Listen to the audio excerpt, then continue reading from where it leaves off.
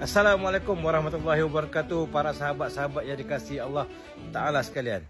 Baik, di sini saya ingin mengecam lah DAPSY ni kerana dia mengecam tindakan oleh pihak berkuasa terhadap Klinik Wong kerana menterbalikkan bendera Malaysia. Kenapa kau nak argue benda tu? This is Malaysian. Tindakan daripada pihak pihak berkuasa berkenaan dengan bendera dia terbalikkan di Klinik Wong itu diarahkan untuk tutup Klinik Wong tu. Bukan tutup selama-lamanya pun. Tutup sementara sahaja. Kalau dia kena saman pun okey, saya setuju. Sebab apa? Sebab Malaysia, bendera Malaysia tu dibuat tu. Kenapa DAPSY ni nak argue balik kawan-kawan seagama, sebangsa denganku sekalian? Okey. Lihatlah Type C. I am not discriminate. I'm not trying to discriminate. I have a lot of Chinese friend, okay.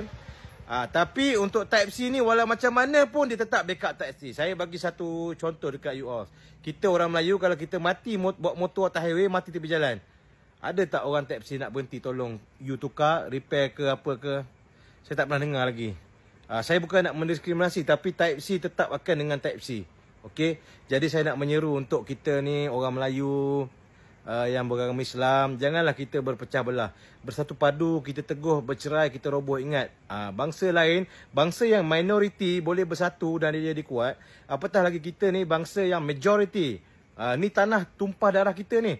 Kita kena bersatu, okey? Kita ikut contoh mereka. Mereka bersatu. Bila Type C ni kena, Type C ni bantu. Macam itulah kita orang Islam, kita orang Melayu, kita kena bersatu, okey? Takbir! Allah.